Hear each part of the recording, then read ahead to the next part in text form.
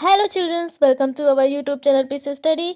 सो आज हम लोग पढ़ेंगे क्लास 12th की इंग्लिश बुक विस्टास का chapter number 8 memories of childhood, उसका second part we too are human beings, जो कि हम लोगों ने we too are human beings का फर्स्ट पार्ट हम लोग पहले वीडियो में पढ़ चुके हैं। ये उसका दूसरा वीडियो है। तो चलिए स्टार्ट करते हैं we too are human being का second part.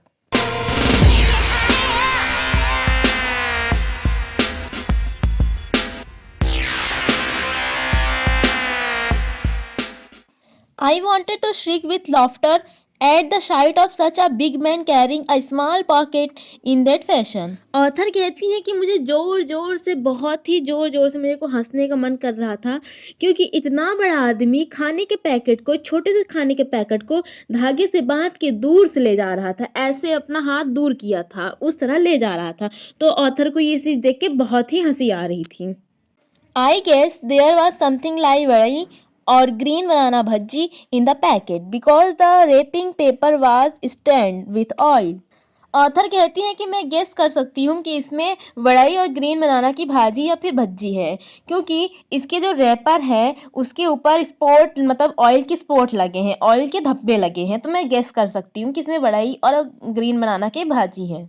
He came along holding out the packet by its string without touching it. I stood there thinking to myself, if he holds it like that, won't the package come undone and the vedais fall out? Author कहती है कि जो ये बड़ा सा आदमी है वो एक छोटे से पॉकेट को धागे से लटकाए हुए दूर रखा है और उस आदमी को देने जाता है। तो ऑथर सोचती है कि अगर ये जो पैकेट है वो फट गया और सारी वड़ाई, सारी भज्जी गिर गई तो क्या होगा, क्योंकि इसने जो थ्रेड है वो बहुत दूर से पकड़ा है और थ्रेड को पकड़ा है, तो ये तो जो पॉकेट है वो भारी तो होगा ही। After I had watched all this at last I went home. My elder brother was there. I told him the story in all the comic details. I fell about with laughter at the memories of a big man and an elder at that, making such a game out of carrying the parcel.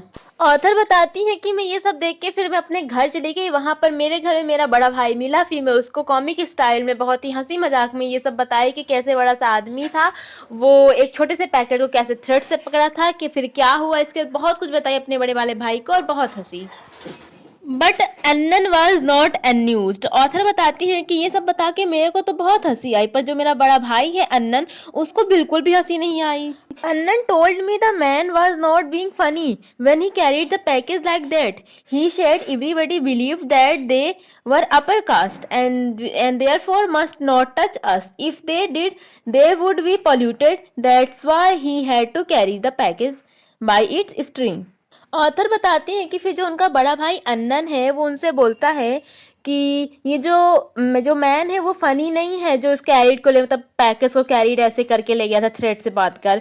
जो upper caste वाले होते हैं वो सोचते हैं कि जो लो cast वाले हैं अगर वो किसी भी चीज़ को छू देंगे तो वो पॉल्यूटेड हो जाएगा, इम्प्योर हो जाएगा, इसलिए वो लो कास्ट वाला बुजुर्ग इंसान उस पैकेट को थ्रेड से बांध के ले गया था, क्योंकि ये ना सोचे अपर कास्ट वाले कि वो पॉल्यूटेड हो गया है, लैंडलॉर्ड को देने के लिए।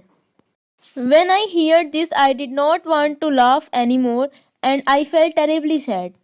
तो ऑथर बताती हैं कि जब मैंने अपने भाई से ये सुना तो मैं लाफ करना बंद कर दी, हंसना मैं बंद कर दी और बहुत ही बुरी तरह से मैं दुखी हो गई कि ये सब हम लोग के साथ क्यों हो रहा है।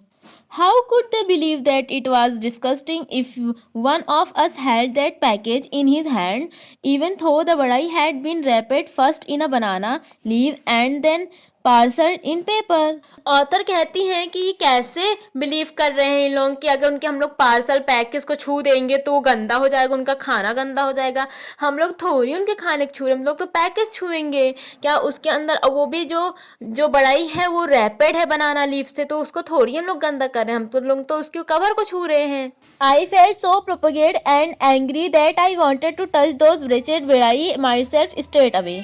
ऑथर कहती है कि मेरे को इतना गुस्सा आ रहा था, इतना मैं भावुक हो रही थी कि मेरे को ऐसा लग रहा था कि मैं उस लैंड लॉर्डर के पास जाऊं और उसकी बड़ाई को टच करके फेंक दूं और फिर मैं बोलूं, ले मैं तेरे बड़ाई को टच किया, खराब किया, अब क्या करेगा। Why should we have to fetch and carry for these people, I wonder, such an important elder of ours goes meekly to the shop to fetch snack and hands them over, eventually bowing and shrinking to this fellow who just sits there and stuffs them into his mouth. That thought of it infuriated me. Author कहती हैं कि हमें ज़रूरत क्या है इनके लिए ढूंढ ढूंढ के अच्छा खाना लाने के लिए, और ऊपर से हमें दूर से लाना पड़े। और जो हमारे जो स्ट्रीट के हम जहाँ रहते हैं वहाँ के सबसे बड़े आदमी, सबसे बुजुर्ग आदमी बहुत दूर से जाकर, जो कि रिस्पेक्टेबल मैन है, वो दूर से जाकर उनके लिए खाना लाता है, और वो भी दूर से लाते हैं उनके लिए खाना। और वो लैंडलॉर्ड जो है कि सभी लोगों के सामने वो बड़े आराम से खाता है। मेरे को तो ये सब सोच के बहुत ही गुस्सा आता है। How was it that these fellows thought so much of themselves because they had scraped for coins together? Did that mean they must lose of human feeling? Author कहती हैं कि ये ऐसा सोच भी कैसे सकते हैं कि हम लोगों के बारे में, क्योंकि इसलिए इन्होंने 4 पैसा ज़्यादा कमा लिया हम लोगों से, तो ये अब भेदभाव करेंगे कि इनका छुआ हुआ खाना हम नहीं खा सकते, इनका कोई भी चीज़ अगर छू दिए तो वो सब पॉल्यूटेड हो जाएगा। क्या इनके पास इंसानियत इनकी मर चुकी है? But we too are human beings. Author कहती हैं कि इन लोगों की तरह हम भी तो इंसान हैं, हम सब तो एक इंसान ही है ना, कोई तो अलग है नहीं। Our people should never run these petty errands for these fellows. We should work in their field, take home our wages and leave it at that. Author कहती हैं कि हमें क्या ज़रूरत है इनका काम करने के लिए। हमारा सिर्फ इतना है कि हम इनके अपर कास्ट वालों के फील्ड में जाएं, वहाँ काम करें, अपना पैसा लेके आ जाएं और कुछ भी काम ना करें। My elder brother who was studying at a university had come home for the holidays. Author बताती हैं कि मेरा जो बड़ा भाई है वो यूनिवर्सिटी में पढ़ता है, जो कि हॉलीडे की छुट्टियों में घर आया है। He would often go to the library in our neighbouring village in order to borrow books. Author बताती हैं कि मेरा जो बड़ा भाई है वो काफ़ी बार बुक लेने जाता था, वो भी पास के गांव में। He was on his way home one day walking along the bank of the irrigation tank. Author बताती हैं कि मेरा जो बड़ा भाई है वो जब पास के गांव से बुक लेके हमारे घर की और हमारे गांव की ओर आ रहा था, तो वहाँ से एक जो इरिगेशन टैंक है उसके ऊपर वो आ रहा था वॉक करते हुए। One of the landlords man come up behind he. Author बताती है कि उसी वक्त जब वो मेरा भाई आ रहा था इरिगेशन टैंक से ऊपर वॉक करते हुए, तभी उसके सामने एक लैंडलॉर्ड, एक जमींदार आके खड़ा हो गया था। He thought my Anand looked unfamiliar and so he asked who are you अप्पा, व्हाट्स योर नेम। ऑथर बताती हैं कि वो ज़मींदार आके जो मेरे भाई के सामने खड़ा हो गया था, वो मेरे भाई को कभी नहीं देखा था, उसका फेस कभी नहीं देखा था। तो वो पूछता है कि भाई आप कौन हो, आपका नाम क्या है। अप्पा यानी होता है brother. Anand told him his name. Immediately the other man asked Thambi, on which street do you live? The point of this was that if he knew on which street we lived, he would know our caste too. Author बताती है कि फिर मेरा भाई अपना नाम बताता है कि मेरा नाम अन्नन है। तभी जल्दी से एक दूसरा आदमी पूछता है, रुको जरा। थम्ब यानी रुकना होता है, स्टॉप। तो रुको जरा, तुम बताओ मुझे कि तुम किस स्ट्रीट से आए हो। तो ये एक पॉइंट है। उन्होंने स्ट्रीट क्यों पूछा? उन्होंने स्ट्रीट इसलिए पूछा है क्योंकि जिस स्ट्रीट से आया तो उस जो लैंडलॉर्ड है वो जान जाएगा कि अगर ये लो कास्ट वाली स्ट्रीट से आया है तो वो जान जाएगा कि हाँ ये लो कास्ट का है, और अपर कास्ट वाली स्ट्रीट से आया तो ये जान जाएगा कि हाँ ये अपर कास्ट का है, क्योंकि स्ट्रीट जो है वो डिवाइड हुए थे अपर लोअर में भी। Anand told me all these things and he added, because we are born into this community, we are never given any honor or dignity or respect. आनंद कहता है कि हम लोग ऐसी कम्युनिटी में पैदा हुए हैं, लो कास्ट में, जिसमें ना हमें सम्मान मिल सकता, ना कोई हमें लगता कि हम इसके लायक हैं।